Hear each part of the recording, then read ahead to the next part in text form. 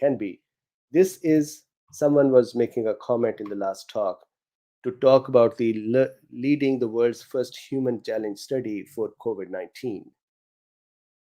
So imperialac.uk, Imperial College, in Feb 2021, this is 22, it was announced that the UK would be the first country in the world to carry out a human infection study, also known as human challenge study, with SARS-CoV-2, the coronavirus that causes COVID-19.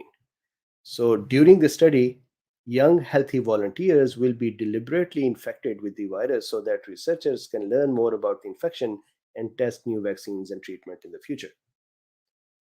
So that is a study, and I believe that they have started that study. So if you like, I can work with, they are here. So let's just very quickly look at them. So this is Feb 2022. Let's just quickly look at the results of this study. This is exciting and dangerous and kudos and more power to these children who volunteered.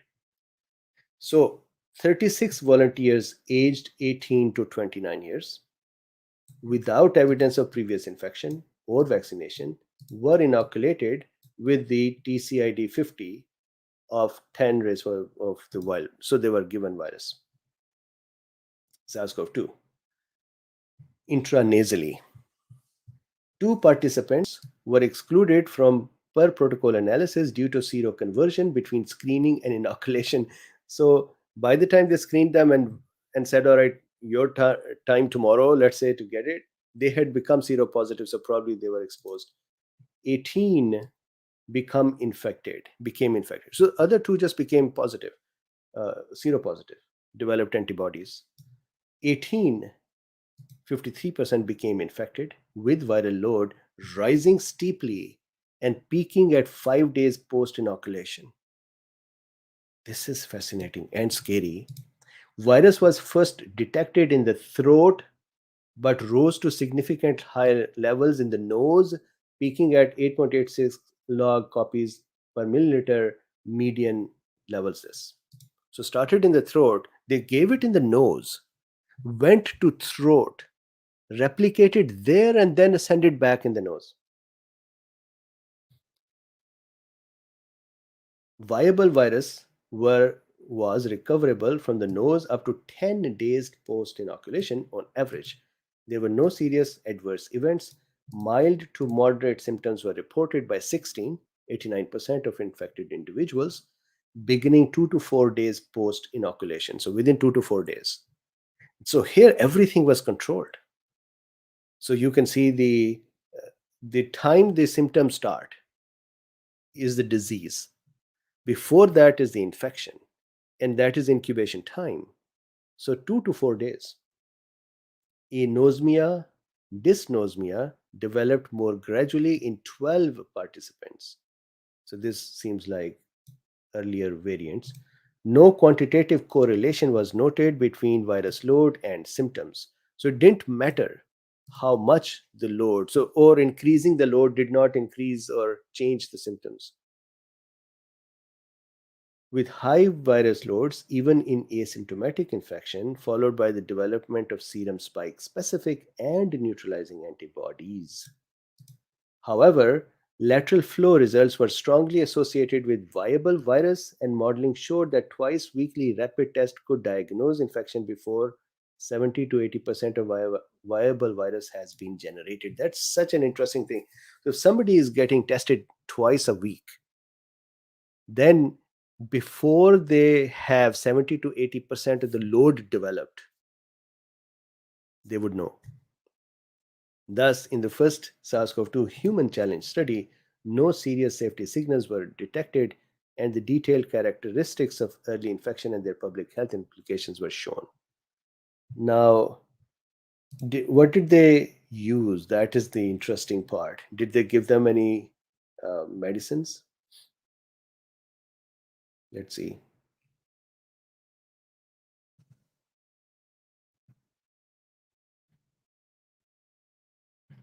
So 24-hour medical monitoring, access to clinical support, admission before volunteers were screened for coincidental respiratory infections. Um, as per protocol, these first 10 challenged participants were assigned to receive preemptive remdesivir once two consecutive 12-hourly nose or throat swabs showed quantifiable SARS-CoV-2 detection by PCR. So they were given remdesivir, 10 of them, with the aim of mitigating any unexpected risk of progression to more severe disease.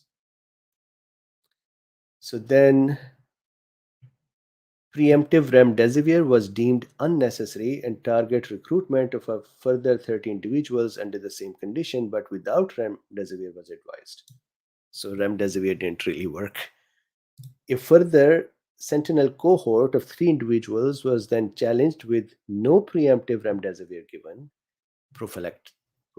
Maybe they should have tried ivermectin too. This was followed by 3 more groups of 7, 7, and 9 individuals following exclusion of 4 volunteers shortly before virus inoculation due to detection of other respiratory viruses. Once preemptive remdesivir was no longer used, clinical severity criteria were defined. Okay. Then look at this. Triggering of the rescue monoclonal antibody, they defined that, hey, if now this happens, give monoclonal antibody, but no such treatment was ultimately required. Excellent. Participants were quarantined for at least 14 days post inoculation and until they met virological discharge criteria, with planned follow up for 1 year to assess the prolonged symptoms, including smell disturbances and neurological dysfunction. Very interesting. So they were all inoculated by intranasal drops. Then 53% subsequently developed PCR confirmed infection. 53%. What happened to the rest? This infection rate met the protocol specific target of 50 to 70%, and there were therefore no further dose escalation. Very interesting. So infected, negative, uninfected, and this. So there were total 36. Infected, seronegative 18. Uninfected, seronegative 16. Uninfected, seropositive 2. Isn't that fun? That so they infected them 36, or they exposed 36. 18 became infected. 16 became not infected. That means their innate arm worked. So they never developed seronegativity or positivity. So innate arm worked or something else. And then 2 were uninfected and they were seropositive. That's beautiful. Symptoms, I think we all know the symptoms. Fever, C-reactive protein increased, antibody titers. In 16 people, there were no antibodies. So this proves that there can be people in the household who can work with the patient and still not develop anything, not even test positive. Spike specific IgG titers.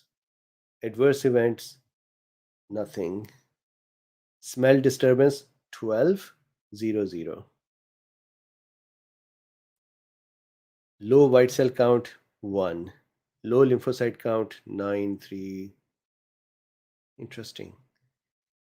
In the 18 infected individuals, viral shedding by qPCR became quantifiable in throat swab from 40 hours post inoculation, significantly earlier than in the nose. So they started shedding from the throat. How early? 2.4 days, about 2.4 days. So somebody who gets infected would become positive in 40 hours and they would start shedding before the nose has it. Very interesting. Do I still have you, or am I just talking with myself? This is a good study. It's kind of a scary study as well. Uh, I'm sure that they had to do a lot of ethical discussions around this one.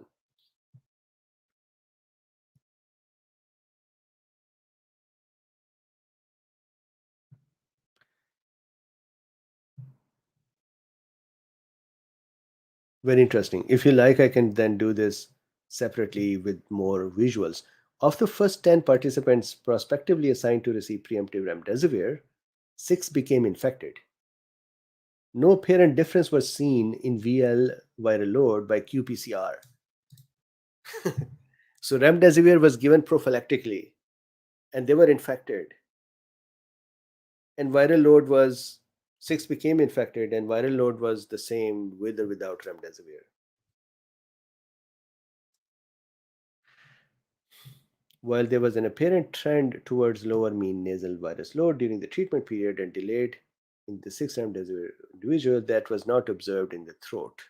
So nasal load may be reduced but not throat, primarily driven by one individual and was not statistically significant. Okay. So, with no significant difference between remdesivir treated and untreated participants, so then that study that is happening nowadays, remdesivir trial as prophylaxis, this at least small study here doesn't show any benefit. Following SARS-CoV-2 human challenge, viral shedding begins within 2 days of the exposure, rapidly reaching high levels with viable virus detectable up to 12 days post-inoculation, and significantly higher level in the nose and throat despite its later onset. So it starts in the throat, goes to nose, but nose has a higher load. This is a beautiful study from a mechanism point of view.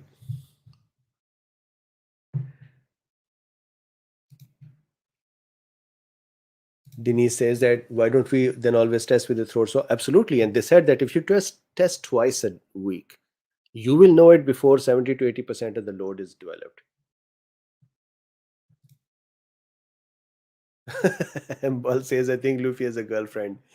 Maybe he was trying to hide in the bushes from us to go meet her. So Colin says, I must be one of those people who doesn't get it since I test regularly 6 hours ago negative and have never tested positive. I use ivermectin though, but no vaccine. Interesting that they're saying that some people didn't become positive at all. They didn't even become infected. This is a interesting study. This is a study to show what happens when the infection starts. Before this study, everything is more of a observation, thinking, hypothesis, and here we have beat by beat behavior of the virus in our body. Although they are youngsters, so their behavior and body is different from others, but still it's it's great and thanks to these youngsters.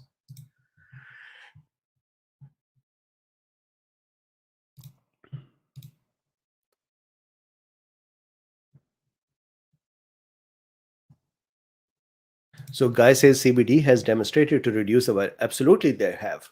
And if you like, we can discuss that too. So before we go to other questions, I want to share one more thing, and that is the vaccine by military. It is such an interesting idea they have. And by the way, I think in CDC's latest uh, counts, they have started counting previously infected. So, and I also wanted to share this. Let's look at the military vaccine first.